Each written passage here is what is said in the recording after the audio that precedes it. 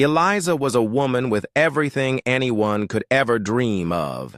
She had wealth, power, and influence, but deep inside she felt lonely. Everyone around her wanted something. Her money, her name, or her connections. No one saw her heart or cared about who she truly was. One evening, as she sat by her grand window staring at the city lights, an idea struck her. What if I leave it all behind?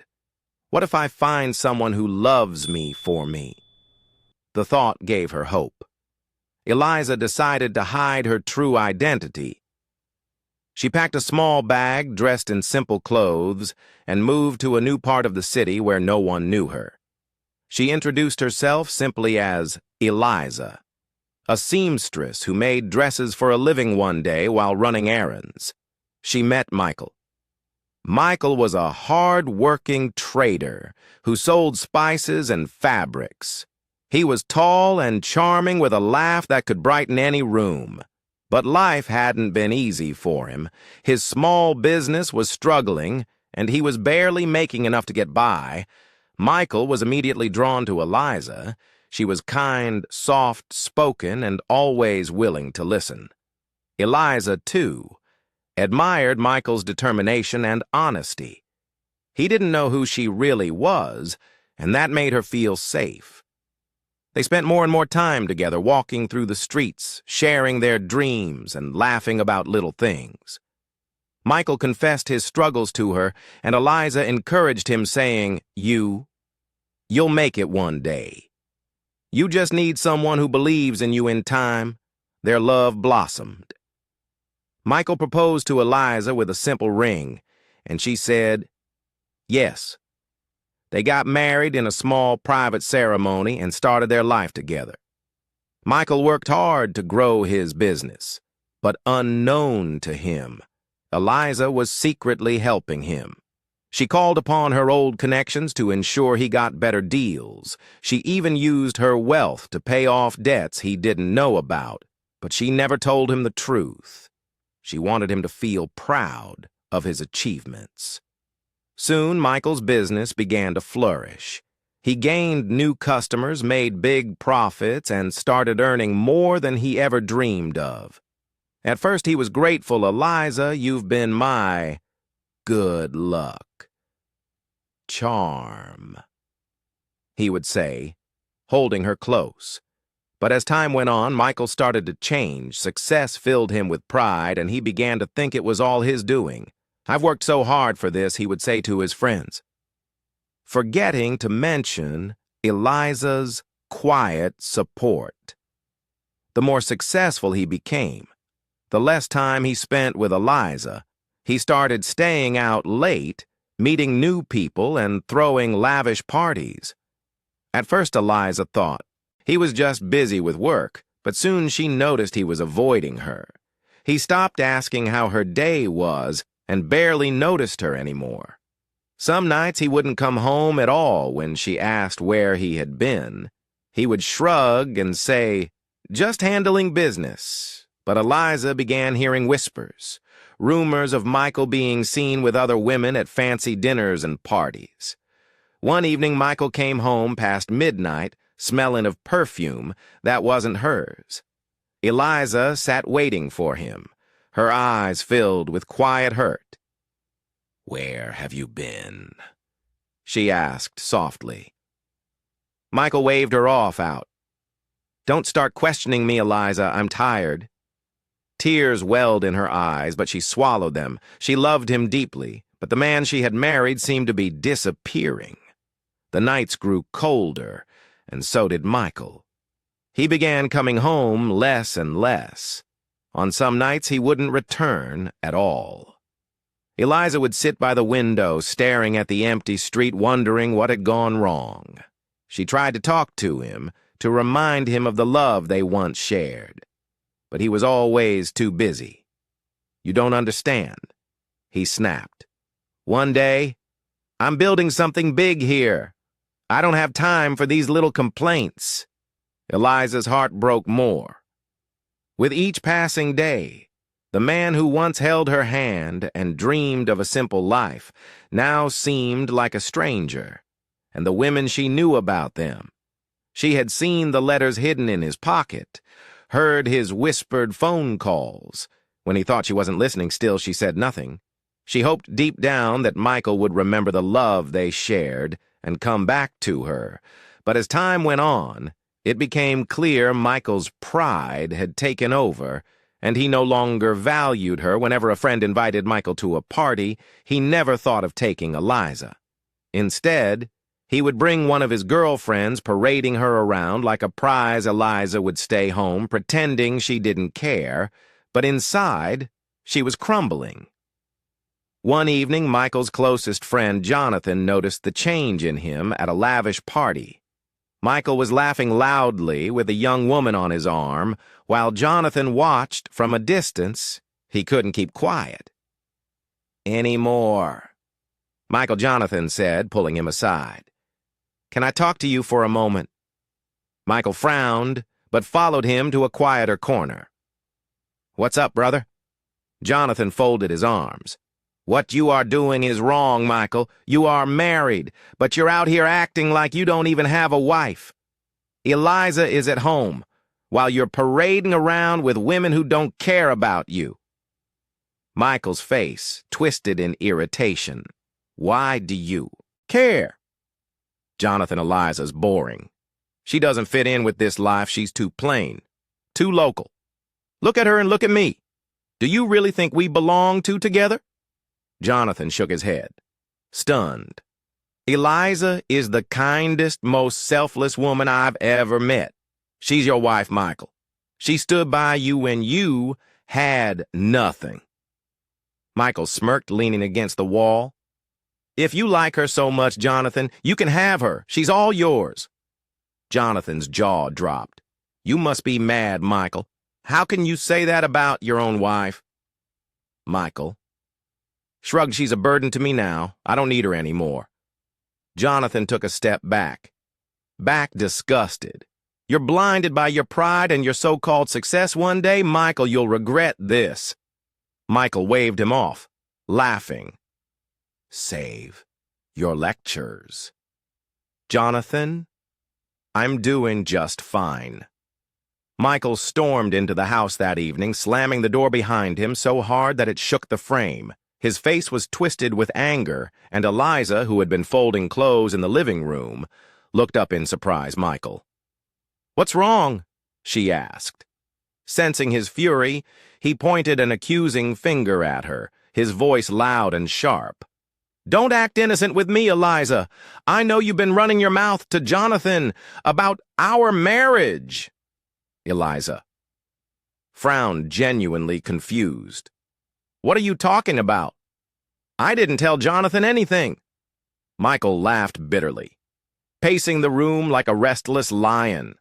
"Don't lie to me, Eliza. He came to me with all this nonsense about how I'm treating you. Who else would tell him if not you?" Eliza stood, her heart heavy but her voice calm. "Michael, I haven't spoken to Jonathan. He probably noticed things on his own. You don't even hide it anymore." But Michael wasn't listening. He waved her words away as if they were meaningless. "I don't care what you say. You've made me look like a fool in front of my friends. But guess what? I have had enough of this." Eliza's chest tightened as she tried to make sense of his words. "Enough of what, Michael? What are you trying to say?" He turned to her, his face cold and unfeeling.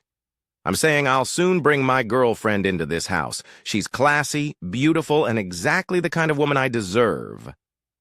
If you are tired of me." "Eliza, you can pack your things and leave."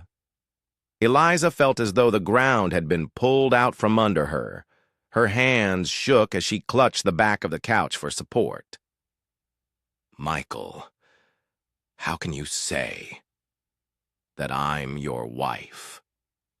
I stood by you when you had nothing." Michael crossed his arms, staring at her without a hint of remorse, and I'm grateful for that. But let's face it, Eliza, you've let yourself go. Look at you. You don't dress nicely anymore. You don't wear makeup. Even when I buy you beautiful clothes and cosmetics, you just let them sit there. You don't even try to look good for me." Tears welled up in Eliza's eyes, but she refused to let them fall. "Michael," she whispered, "what do you see in those women that I don't have? What is it about them that makes you treat me like this?" Michael laughed his words, cutting deeper than any blade. "They're everything you're not. Eliza, they're confident, stylish, and exciting. You have become boring, plain ugly."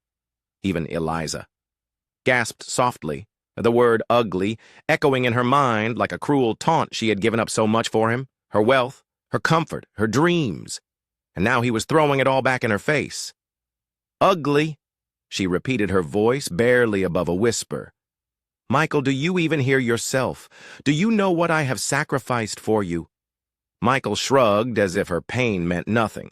"Sacrifices don't mean much if you can't keep up with my new life. I've outgrown you, Eliza. You either adapt or you leave. Simple." Eliza stared at him, her heart breaking into pieces. How had the man she loved turned into this stranger?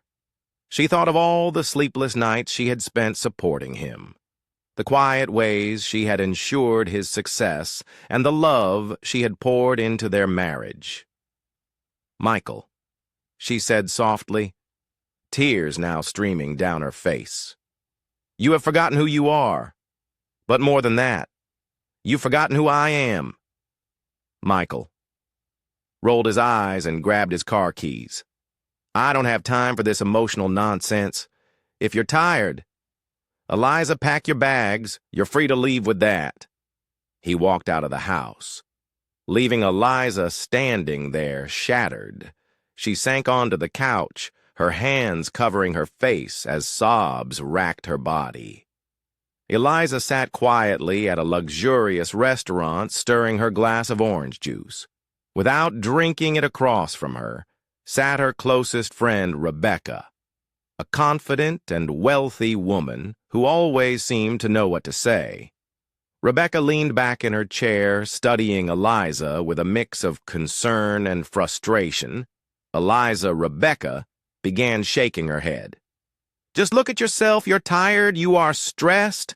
And for what? A man who doesn't even appreciate you. When are you going to stop this?" Eliza sighed, avoiding Rebecca's piercing gaze. "It's not that simple, Rebecca. You know I love him." Rebecca folded her arms, her tone firm. "Love isn't supposed to make you miserable. Eliza, look at the way you look now. When was the last time you did something for yourself? You spend all your time worrying about Michael while he's out there, embarrassing you with those other women." Eliza's eyes dropped to her lap. Rebecca's words hurt, because they were true. She had neglected herself, hoping that Michael would eventually come back to her. "You don't understand, Rebecca," Eliza said softly. "Michael was not always like this. He used to be kind, caring, someone I could trust. I keep hoping that man will come back." Rebecca rolled her eyes, clearly unimpressed. "And how long are you going to keep hoping? How much longer will you let him walk all over you?" "Eliza, you've done enough. You've given him everything, your time, your love, even your money, and how has he repaid?" "You by treating you like you're invisible." Eliza clenched her fists under the table, trying to hold back tears. She hated feeling so weak. But Rebecca's words were hitting all the places she had been trying to ignore. Rebecca leaned forward, her voice softer now. "Eliza, listen to me. You are a beautiful, smart, and amazing woman.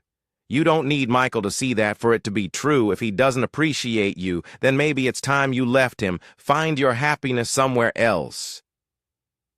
Eliza finally looked up, her face a mix of pain and determination. "I know you mean well, Rebecca, and I appreciate you, but I can't leave, at least, not yet." Rebecca raised an eyebrow. "Not yet? Why, question mark, what are you waiting for?" Eliza. What could possibly keep you with him after everything he's done? Eliza took a deep breath, her hands trembling slightly. I have one more test for him, she said firmly. After that, I will know if he fails this, then I will rest. I will just walk away and never look back. Rebecca's eyes widened in disbelief. Another test. Eliza, haven't you tested him enough? He's failed, every single one of them. Eliza shook her head. This one is different. I need to see if there's any part of the man I married left in him, if there's even a glimmer of the love we once had. After this, I'll know for sure. Rebecca sighed, frustrated, but understanding. You're too good for your own good. Eliza, but fine. Do what you need to do. Just promise me one thing. What's that? Eliza asked. Promise me that no matter what happens, you'll take care of yourself. Enough of putting Michael first. It's time you put yourself first for a change. Eliza gave a small, sad smile. I promise, Rebecca. After this, I'll make things right for myself. Rebecca reached across the table and held Eliza's hand.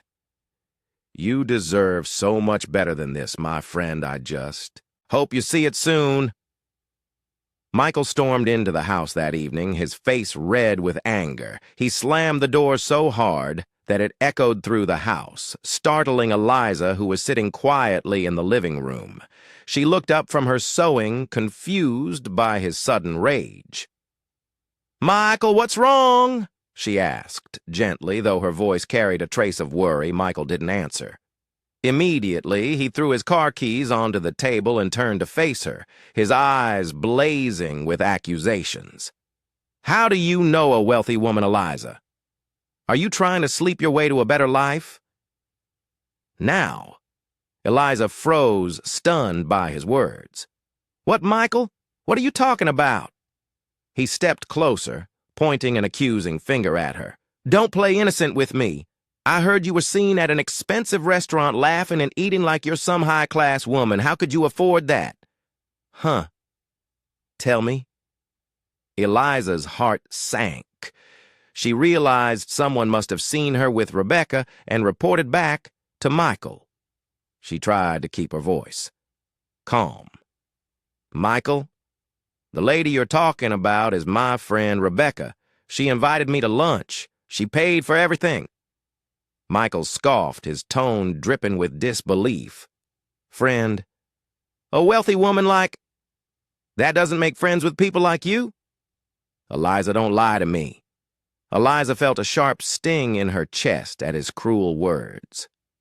Why would I lie about something like that? Michael, Rebecca is just a friend who cares about me. She wanted to spend time with me? That's all. Michael laughed bitterly, pacing the room like a man who had already decided the truth in his mind. A woman like her would never be friends with someone like you unless she wanted something. So, what is it? Are you doing favors for her? Or maybe she's paying you to act like her project?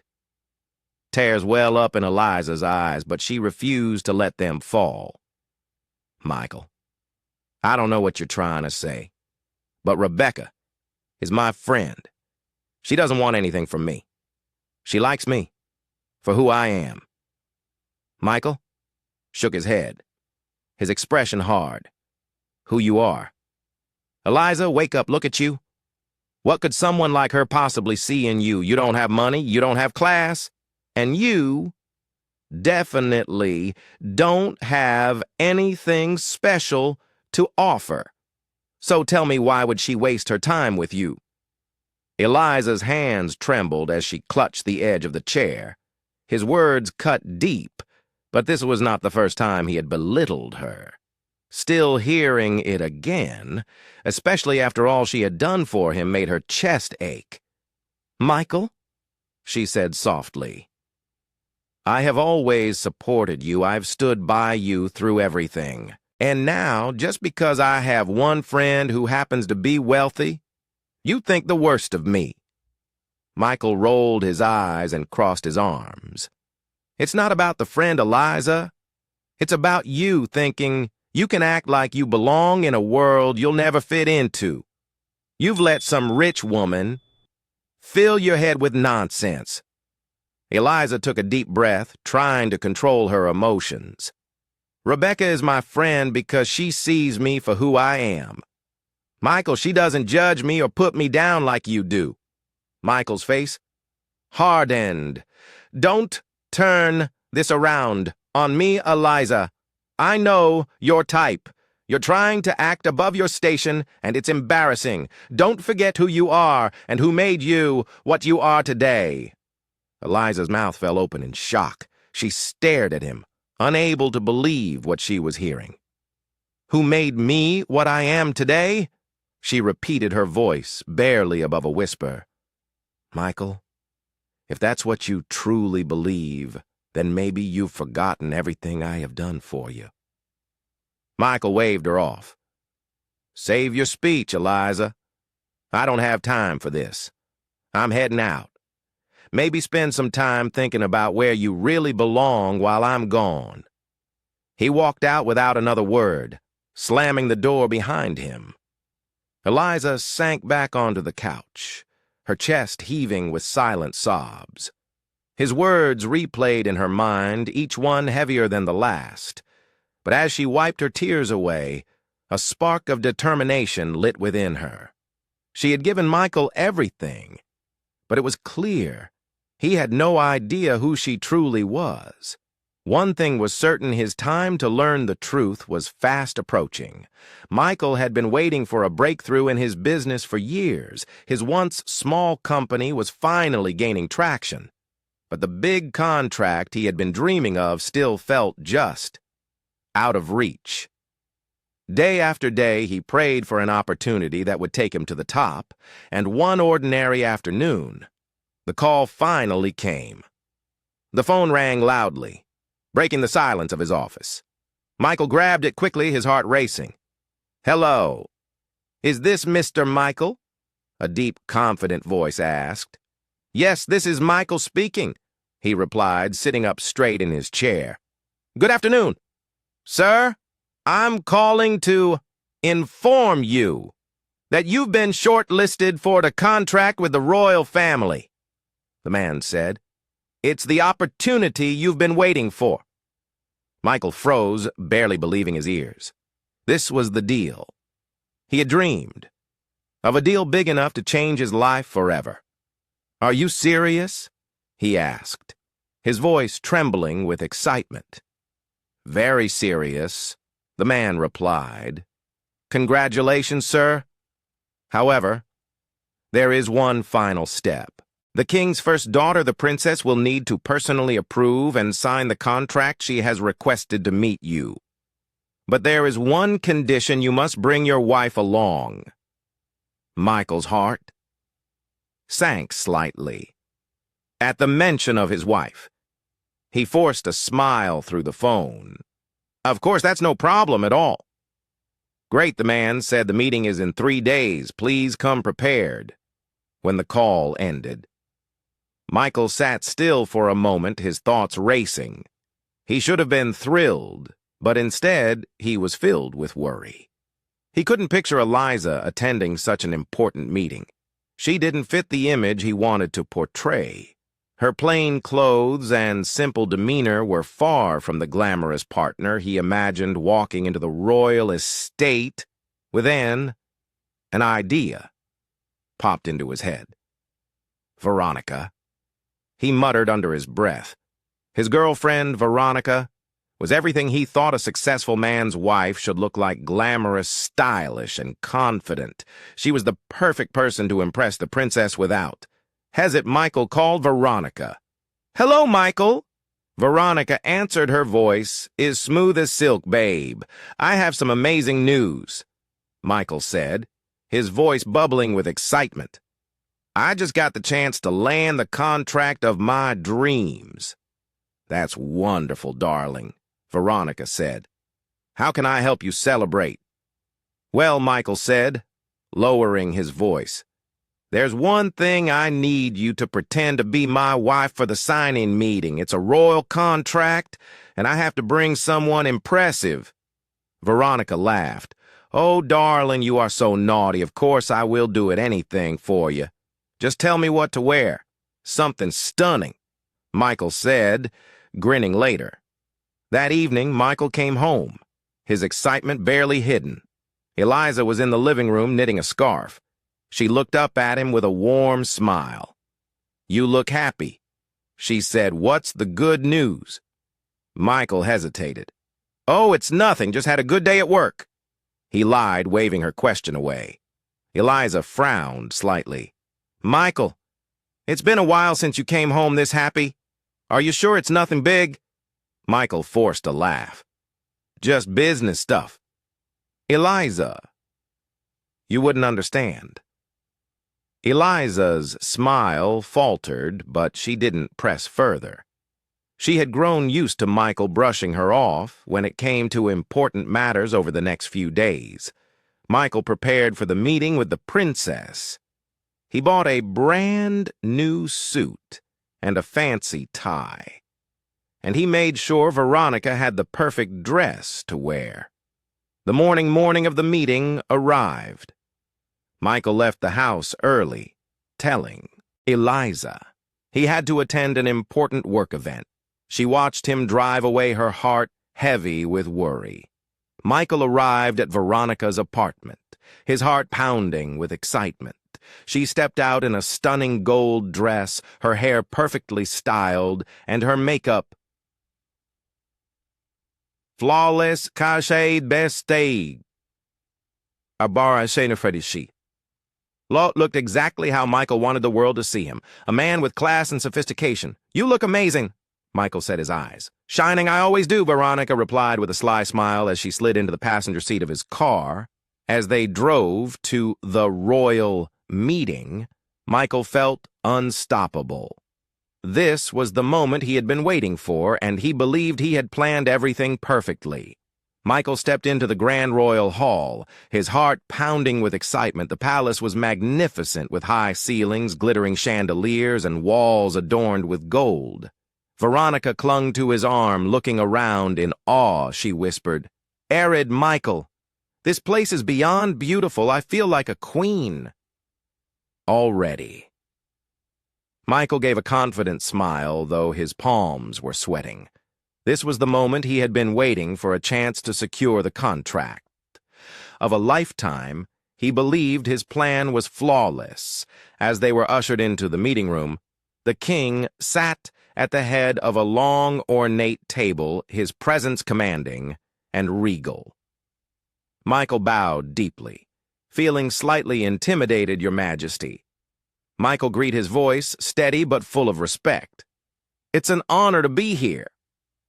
The king nodded. "Welcome, Mr. Michael. I've heard great things about your business. I understand you've worked hard to get here."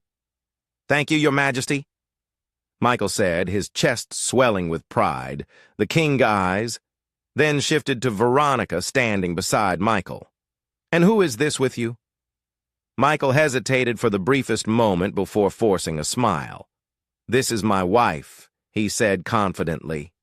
The king's eyebrows raised slightly and his tone sharpened. "Your wife? Are you sure?" Michael's smile faltered. "Yes, Your Majesty, she is my wife," he repeated, trying to sound convincing.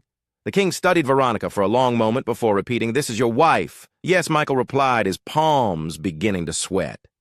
The king said nothing, but leaned back in his chair, his expression unreadable as Michael presented his business proposal. The king interrupted him twice, asking, "Are you sure this is your wife?" Michael's frustration grew, but he kept a polite smile. "Yes, Your Majesty, I assure you this is my wife." The king exchanged a knowing glance with one of the royal advisors, but said nothing more. Michael grew more uneasy with each passing minute, but he forced himself to focus after finishing his presentation. Michael cleared his throat and asked cautiously, "Your Majesty, may I ask when the princess will be joining us? I was told she would sign the contract." The king gave a small smile. "Patience, Mr. Michael. She will be here shortly. Please wait." Minutes turned into an hour, and Michael grew restless. He whispered to Veronica, "Where is she? This is taking too long." Finally, the doors swung open. Everyone turned to see who it was. Michael stood up, his heart racing, expecting to see a royal stranger, but his jaw dropped when he saw Eliza walk into the room, dressed in a breathtaking gown, her hair styled perfectly, and her posture regal. She walked with confidence, her head held high, and every step she took seemed to echo in Michael's ears. "Eliza!" He stammered, his voice barely above a whisper. "Meet my daughter, Princess Eliza." The king announced with pride. Michael felt the ground shift beneath him. His legs wobbled, and he clung to the edge of the table for support. "Princess," he repeated, his mind racing. Veronica's eyes widened, and she looked between Michael and Eliza in shock. "What's going on?"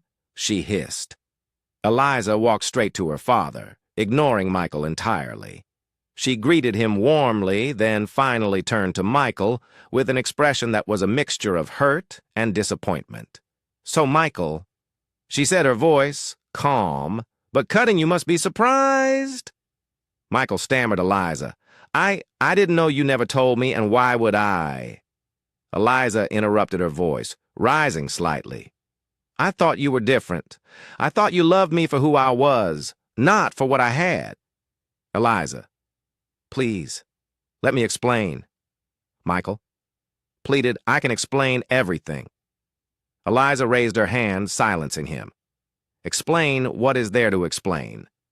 "Michael, you lied about who you were, you disrespected me, and you replaced me with her," she said, glancing at Veronica. Veronica, feeling the heat, stood up angrily. "Michael, what is this? You told me your wife was just some boring, simple woman. You never said she was the princess." She grabbed her purse and glared at him. "You're pathetic with that." She stormed out of the room, leaving Michael humiliated. "Eliza?" "I'm sorry," Michael said desperately. "I made mistakes, but I can change. Please don't do this." Eliza's eyes filled with tears, but she stood firm. "I gave you everything, Michael. Every contract you've ever gotten, every opportunity. It was all me. I used my influence because I believed in you, but now I see I was wrong. You don't deserve it." She turned to her father and said, "Withdraw all the past contracts. I cannot trust him anymore." The king nodded, his expression grim. "Consider it done." Michael fell to his knees, tears streaming down his face. "Eliza, please. I'll do anything. I was a fool. I was blinded by my own pride. Give me one more chance." But Eliza shook her head, her heart breaking. "I loved you, Michael, but you took me for granted. You threw away the one person who truly cared about you. This is the consequence of your choices." As Michael sat there broken and defeated, Eliza turned and walked out of the room, her dignity intact.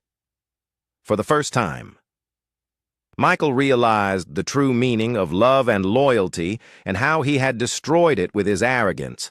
Michael stumbled out of the palace, his mind spinning and his chest heavy with regret.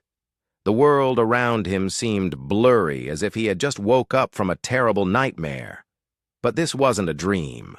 This was his reality, the life he had built, the success he had flaunted, the love he had betrayed. It was all gone. He sat in his car outside the palace gates, staring at the steering wheel, unable to move the image of Eliza standing tall and proud, revealing her true identity, played over and over in his mind.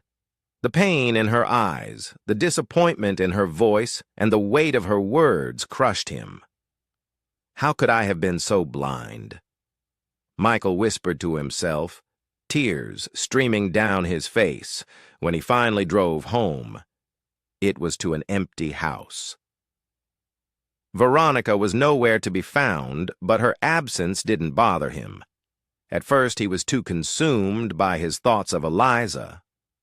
The next morning, Michael noticed something strange. His wallet, which he had mistakenly left in his car, was missing. He checked the drawers, the closet, and even his car. But it was gone. "Veronica!" He shouted, his voice echoing through the house, but there was no reply. Panic set in as he checked his bank account, his savings. The little that remained after years of careless spending were gone. No, this can't be happening. Michael gasped. He called Veronica's number repeatedly, but it was disconnected. She had taken everything he had left and disappeared with the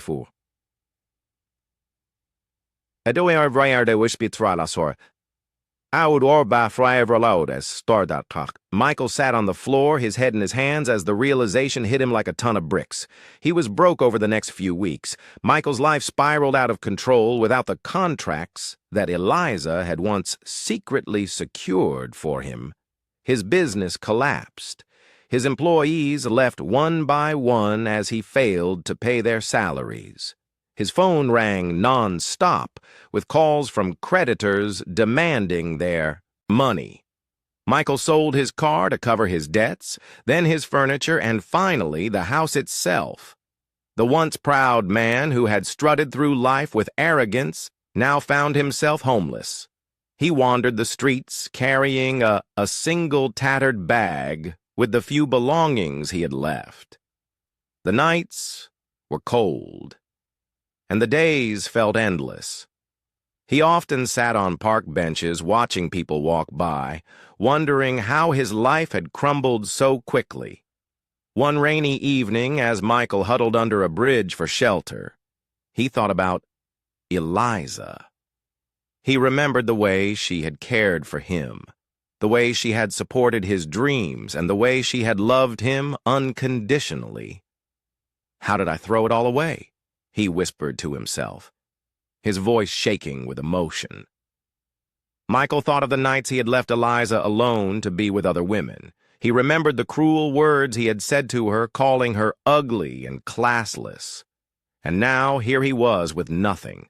No money, no friends, and no one to love him. Michael continued to live on the streets for some time, but gradually he began to change. The man who had once been full of pride and arrogance started to understand the importance of humility. He realized that real success wasn't measured by how much money he had or how many people admired him. It was about integrity, love, and respect. This story teaches us that true success does not come from wealth or status, but from the relationships we build and the integrity we show. Betrayal and arrogance can destroy the most precious things in life, but humility, forgiveness, and self-reflection can lead to personal growth and redemption. It is important to appreciate what we have while we have it, because once it's gone, we may not get another chance. Dear viewers, if you enjoyed this story, please like, share, and subscribe. Don't forget to turn on notifications for more inspiring tales. Stay blessed, and thank you for your support.